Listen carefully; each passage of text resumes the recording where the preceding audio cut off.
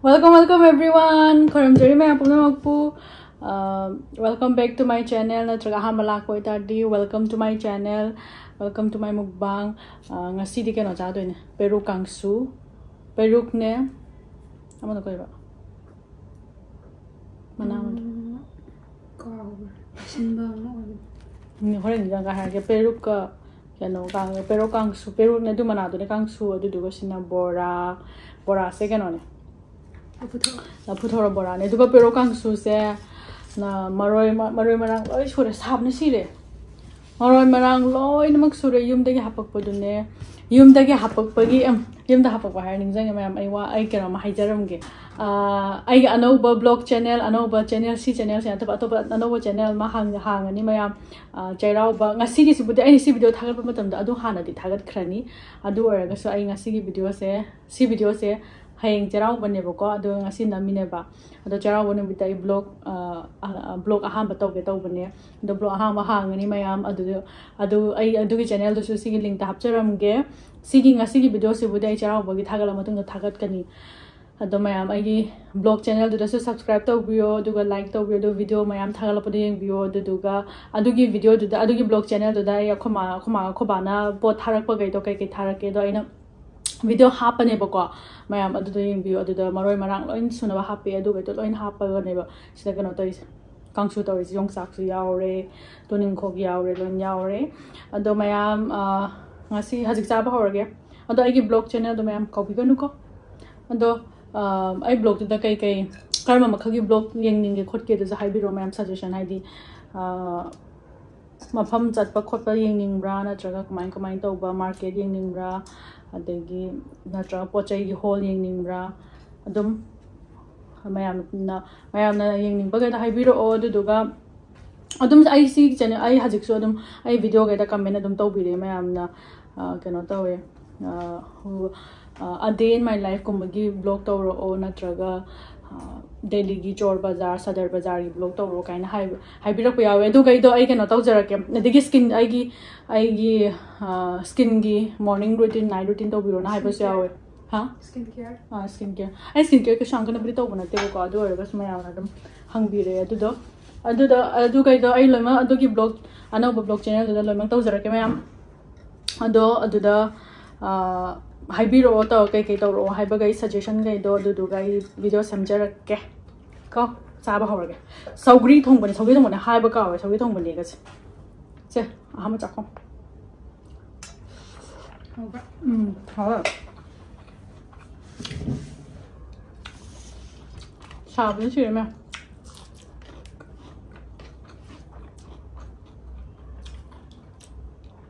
Kangsoi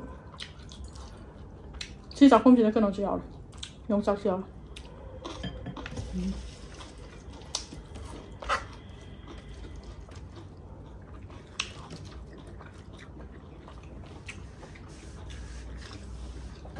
Nga lang mo to.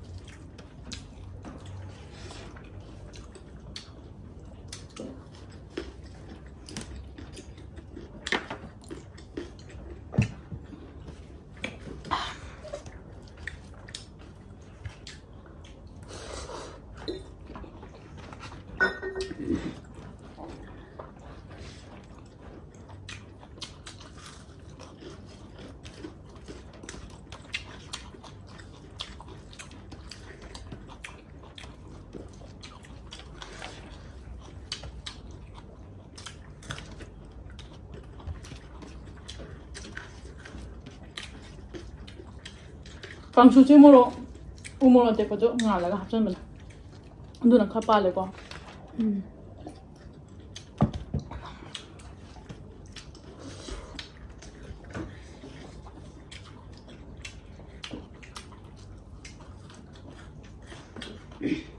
뭐 부샤디를 할까?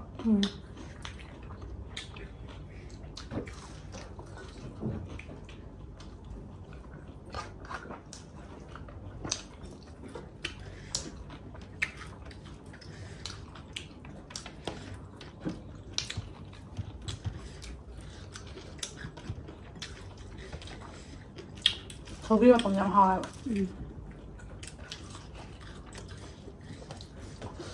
Ini saya haoเลยครับ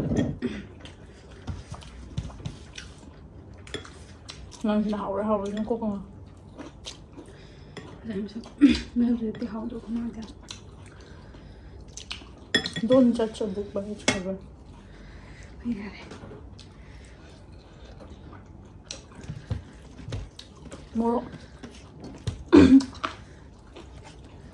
More mà cúi sẽ khăn đốt lại được phải là hình mà thâu đầu được.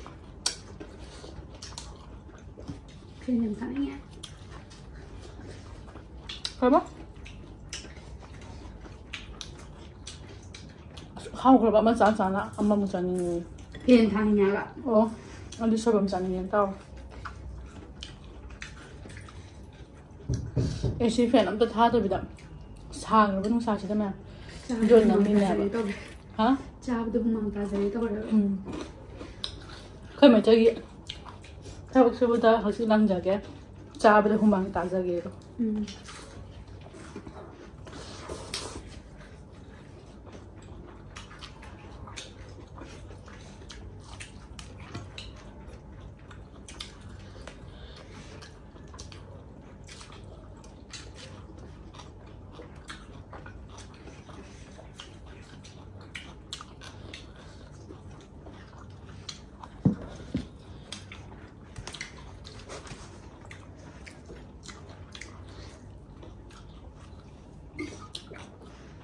Nga kopi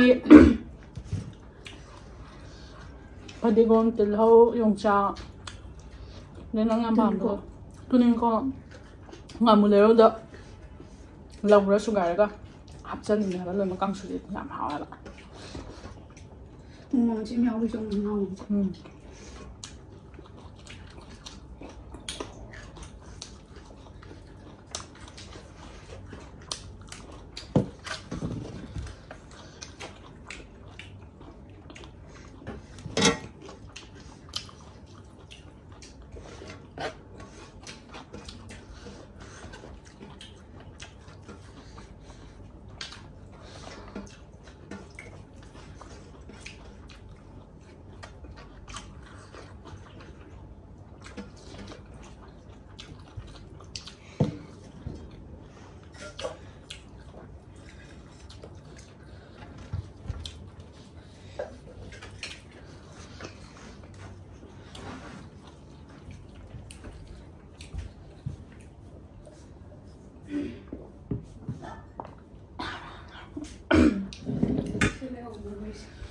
Khay no. Hả? Mà sao xí đấy? Kangsoi se. Ai nào pi atom bi do Arunachal tam me ko. Ma do yum thok ba se. Oda mana. Yum da sa ba photo dum thar ba ga na han je. Kangsoi to ba gi photo thak ba. Dan Kangsoi thi sa da ko yam sa ning na khoba da hai re de. Kangsoi sa ning hai na bu Heba mana hai ba nga sai do hing jang Heba mana. Kangsoi sa ning hai na bu khoba na Heba mana du bu mapun taruk ram ni ha pai do. Video đang tập cái gì hả? Lôi lâu thô lên nè, lôi lâu thô lên đi, pura pat lên đi utre, hay đi xí nên utre rồi. Ở đó Heba mana đó mà phun taruk hen hả pe, đó cái này, nhưng mình mari đi chẳng nghe, bako thar pada, ở đó cái pat pat là bạn, mà phun ở hông đi pat là bako đok ra, pura mà phun ở hông kem là khói pe rồi, kem là khói pe rồi mà phun ở hông mà đok ra. Ở đó cái Peruk budi kem tau dia, Peruk thì kem tau dia, đó cái kem tau tu pe, ở đó cái này.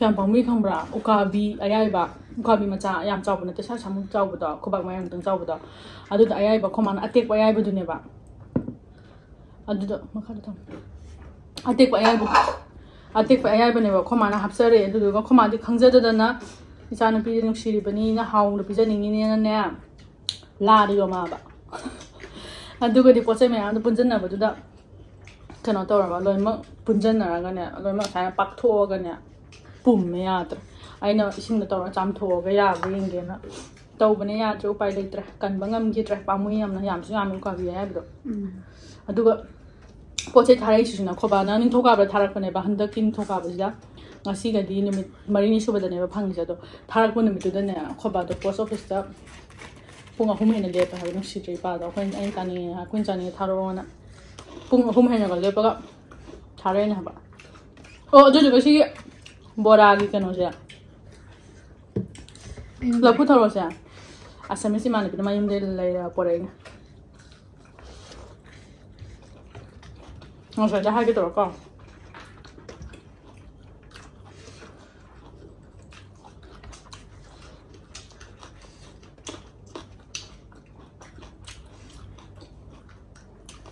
no mo si do ba mo si do ma do si do ang si do ba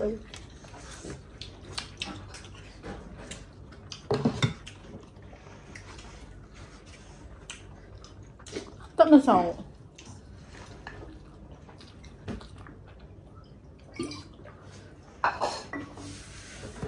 mang số cái gì mang một cái sao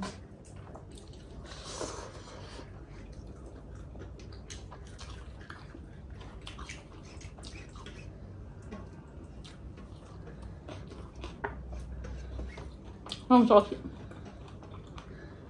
không sao sẽ aro bên em đang xem sao em thấy nó đẹp mình gặp thế này mình đã tự thực nó phải theo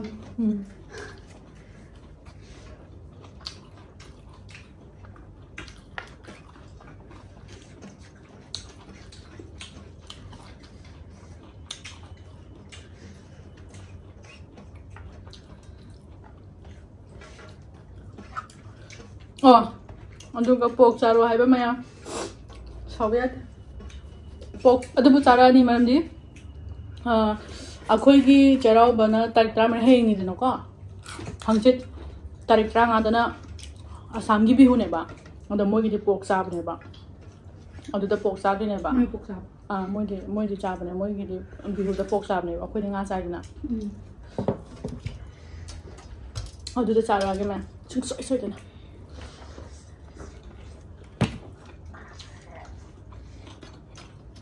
ando kan si video sina ko na thaga to ra pork chab do na han thaga to ra kan ko in hai mang pork chab mấy năm liền ta pork chab mấy năm liền ta không hay để quay dùng hoa chay ta nhìn chán nó đẹp ko ma sa mấy năm nó kể bây giờ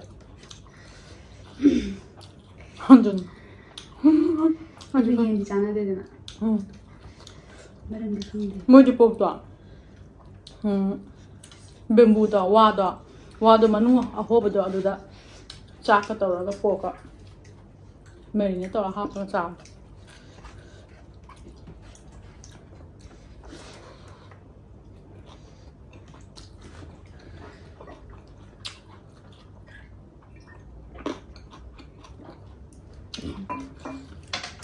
Chị đã xài thì nó phải mọc phải rồi cái mà ở ta mà rất là sai nang dang 이거 상관 사대 봐. 아니 하면 짝하면 만. theo thuồng nó khá bùi dài nó bằng ngang không mà khó.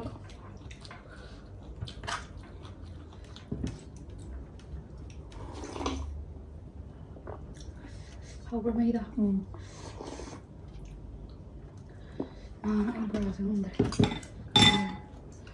nhầm lần xong aduga maitei se laga mukbang tawro harapda phi phanek pore tawra dan kamai no tu no ba phi du sai na fa de laga adu adunu mi tu de yana jan taw bani sa ba yaro phi do yaro ta yaro adu chara bu ni mi de phi laga sa pa nga mo ko ma muôn su ba mukbang đó phi với rau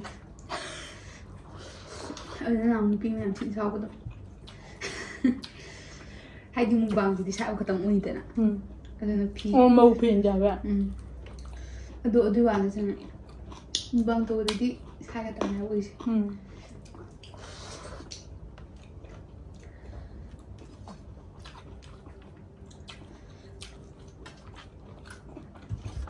그래 봐. 자 Chap some come. Chap it over. Oh, go hard.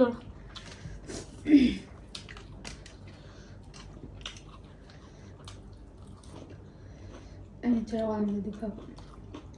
You put the rich on. More over there. Over there. Father, I'm going to go. You told the woman to her child. But I would put inside. You told your cabana.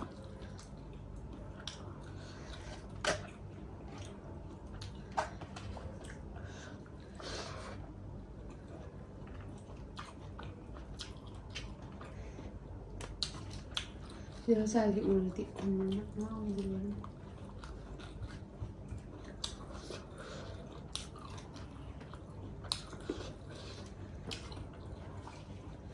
Humana cũng lăng lăng trong mà này chứ mà.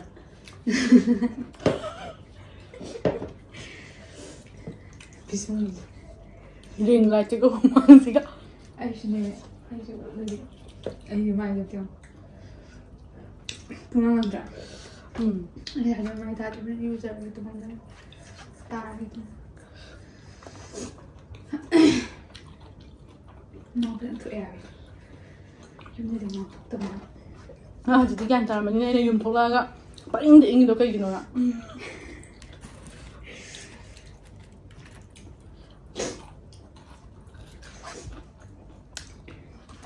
Yum dedi şey yaptı şu penon taga dedi onu bilen. Ben daha da ingeydi na. Yum da heba. Pen du bo ko distant pen yo bo yo do bo du bo kem tau de. Adu su pajum jong u supi ba. Supi ba. Noi no alam da dedi ingin. Jadi wala. Ado di fen thong jaga tum ja ai nyum thola di ingem si dam asaba da kano to gi bai lai gi bai. Si da sai ga shuna te ba ma. Kom da thang ga la Mahi thak pa ma. Ha pa ro ge yeng no wa. Ado kom thang ga la Mahi thak pa kana pa mi hai bi ro comment da. Sougri thong ma sa bu ni mi ta. Ha tra Kangsoi ma sa bu. Ko ba yang jin thai ingin di. Ko ba yang to ba thai da ya. Ade akhoi angang ga sina budget ma do tam du ni na dum to ya aduna hai nei ba du yam hauza ba do e yum thola ga mi mum sila to ra ken hai go au yum thola ga mukbang to min na mi am le angang sau sa ga le angang da mi ta chang ga nei sau sa ga le yum da video ko to ko ding ni na Monica to ra ga na ngai ga le mayam to ra ke makam angang yam man da mayam na ko ngal ne angang da ya hola du hai ra ta rất nhiều. Cái từ đó cho nó biến ngọc. Mỗi đi để xài bị phá cái gì thế? Rồi, cái từ bị phá. Cho nó đi mukbang cái tàu xài. Ya rồi mày đi mukbang tàu đi. Ai chơi gì đi? Bốc thân là hả bạn? À đi thùng thằng gần gần. Sao đi ăn bảo mà nè. Ăn bảo học phải đi. Học tra. hỏi qua hay mà cái giả không gì nữa. Xin giả không thì coi nó không ra bà. Coi đã làm cái nó không mà nữa. Chả lại cái gì giả không là đâu bộ. Xích tên nó sai nè. Cha đấy bà. Không mà giả không bị bẻ đấy bà. Ông đứa này bà coi là kinh nó mà sai vậy. Nên tôi hay là cha đi ăn băm giờ này bà, băm thôi cha và hao và cha ăn băm giờ này là tôi. Làm trang được. Nó bị nó trang không bị cha. Usop tôi lại đi ngoài này. Usop thì năng cái mi xì bởi cái này chắc có bộ không bài cái. Usop cái cha tôi ra đi ngay bạn nhà mình stop. Nhầm á. Hay thì mi xì bảo có phải nói tại thằng bố thâu đồ như nói thế. Lại cái coi được đi phải bạn. Nên tìm video number 1 nên tôi đi sani ya. Chani baju jun hai cái. Cái này gì vậy? Mình usop chani ngay nè. Usop chả bao giờ mi đây tại bao gồm ba. Ngay từ cái mi đây chú thay gì gồm bây giờ cái mi cắt này đi. Ở đây này hành sẽ lại gồm tới bây đi ya này chỉ đây xóa. Ngay từ cái mi đây tại bao đi ngoài thì nó trơn ya. Ở đây gồm chả bao cái nữa. Đâu quỳ thì cái tao gần được có. Quỳ ngồi chào số. Lại nung cái am cái. Tao gần được. Lại am thằng nó gần đâu. Aduga chak tiam chana chak dilete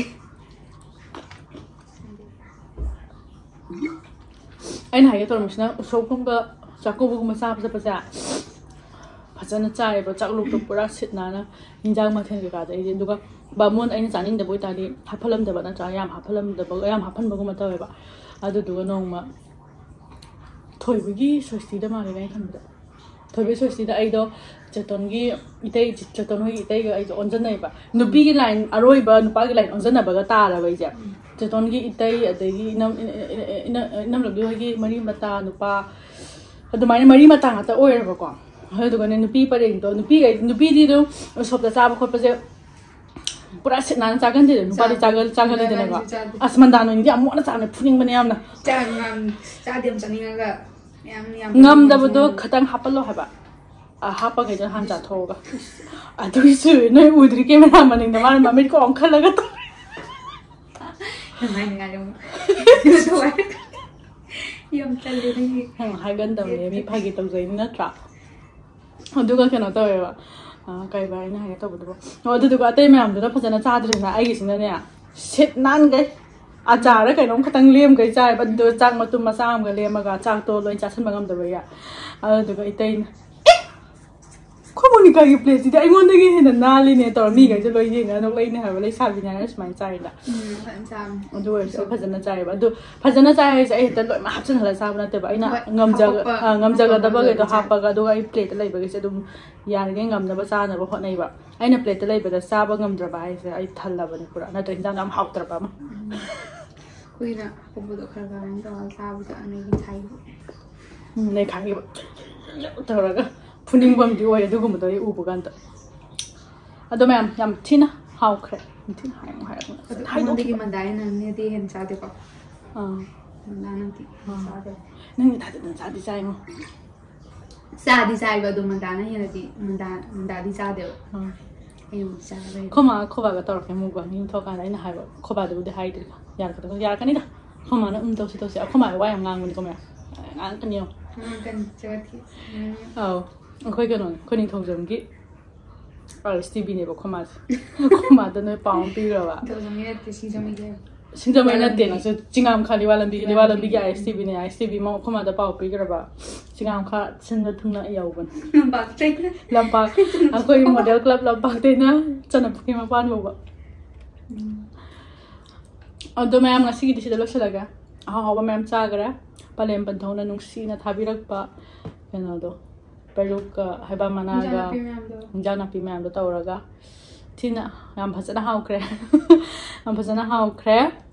do bora chi yam hawna si ado mathang gi video do mun thenga se ma'am mathang da mo hawa jara ke charo ga haibiro ado sida phang do porong charo harakhi ba yaw bane porong do sida ne phang badi ma le ba do porong phajana thong ba haite ba do gina yum tho ga thong ke khoba porong ya am pa me khoba ga thong chara ke ado ga te dum chara ke duga haise Delhi gi street food kumba kai kumba su cha ge na taw khan bane ai adu mapan pot am sagan da bagi ne ba chara ga na restaurant kumba da adu so dum healthy oi ba kumba khala ga yam ba cha ga le ba o du gin da wa ni sin so so ai dum ising na kana zoro zoro sigi sa ba ji ga su na te ha ba ho ya le ha nang gi thani sa yu myang ga idea sa le ado me am chi da lo sa ga sa yam na mathang gi video do mun thenga se hai ba ko me am subscriber ya am hengala ai mamangi video ama nganu ngo ba yen ngo boi mana bina pora ga cha ba do adu video thagala matung da 500 subscriber adu video lo khatang thaga pa kan da kana to ha ba hengala ha ba do maya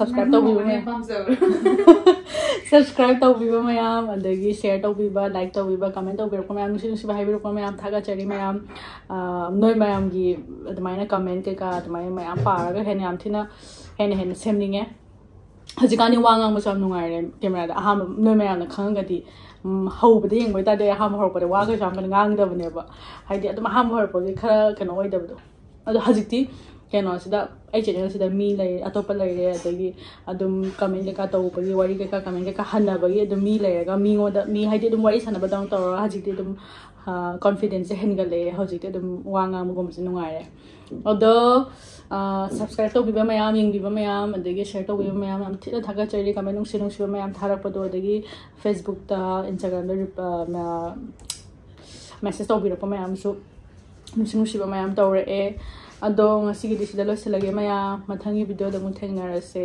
bye